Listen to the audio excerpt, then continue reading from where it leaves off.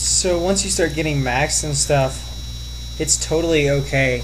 Like as you start to get 4 or 5 bases and you start to get to 200, it's totally okay to just keep adding gateways. I mean, adding 15, and if the game keeps going, getting 20 or even 25 gateways is okay, because that's kind of how Protoss has to fight the Terran army. Because the Terran army is so powerful, it almost inevitably turns out to be cost effective.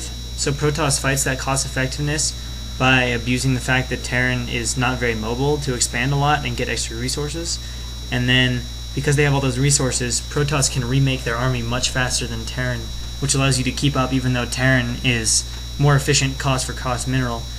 Which is why if the game starts to go kind of long, one of the things Terran can do basically to win is they just split the map. Like as the game keeps going and all the bases get taken, if Terran takes the same number of bases than you, most likely you're going to lose just because they're more cost efficient, unless you're really having great battle micro or they're screwing up. So here in a second I'm going to attack, and when I do I'll go ahead and talk about probably one of the more important things in this matchup, which is how to actually engage this army, because it's such a big army that and so powerful that if you engage it wrong, you'll lose everything you have for nothing.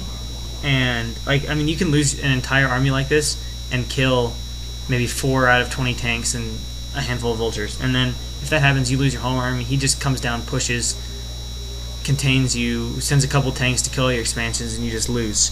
So it's kind of one of those things where if you screw it up badly, you'll lose. So what you want to do is, first of all, you don't want to come in a straight line. You want to, depending on how the Terran's set up, you want to try to be moving kind of perpendicular to his army. You don't want to come either, a big ball is bad, you want to come in a big clump, and even worse, you don't want to come single file towards his army, because if you come single file towards his army, your units kind of come in one by one and they just die. Whereas you want to get as much of a surround, the more area you can have to be on all sides and flank, the better. The more flank, the better, because it spreads the splash out and it lets all your units start attacking at once. And the general way you want to do it is you want to move in with your goons first, and maybe a second before your zealots. Let the goons absorb the initial volley of tank shots and start killing a few mines, and then you can charge in with the zealots. And what you want to do with the zealots is you want to run them in. You don't want to run them on an attack move like you would with everything else.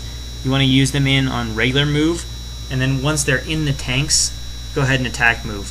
Because you don't really want the zealots fighting the vultures that much. You want the zealots to flank and get in the tank line, because then the tanks can't directly attack them, and if you have zealots in the tank line, the tanks will tend to be shooting at each other and blowing each other up, so it's just what you want to do.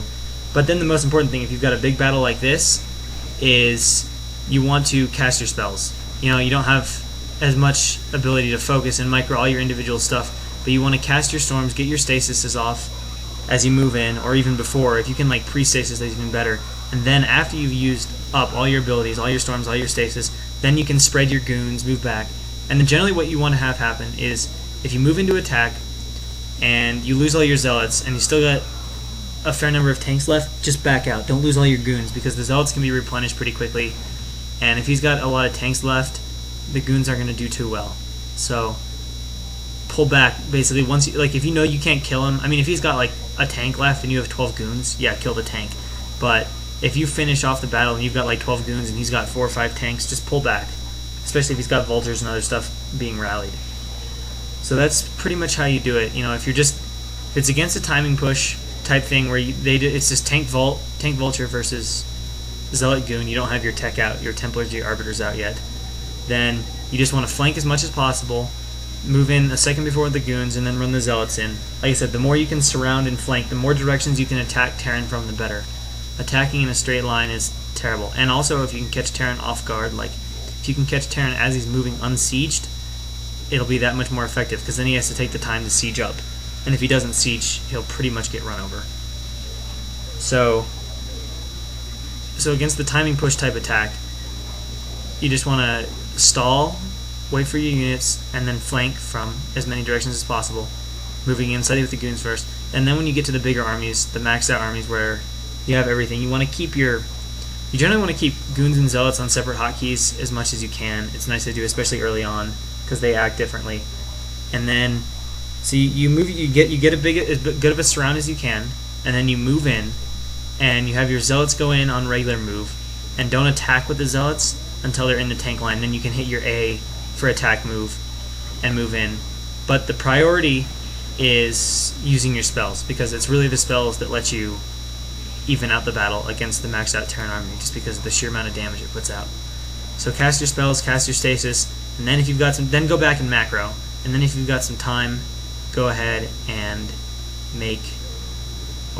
go ahead and like spread goons, you know, redistribute your zealots, that kind of stuff if you have time.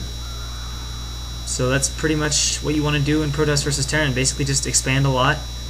You know, I'd say usually you're aiming to get your third anywhere from 2 to 4 the latest gates, usually between about 45 and 70 food is when you should be taking your third. And then you got to figure out Terran's factory count, figure out what they're doing. If they're getting fast third, you want to go ahead and either tech to arbiters really quick or go ahead and grab a fourth and tech a little more gradually and just keep getting units out, keep adding gates. And if they go for timing push, add a bunch of gates immediately, stall, and wait for your rounds to kick in, and then move in and attack. Once you have produced rounds off, 7 to 9 gateways, and you'll be set. And that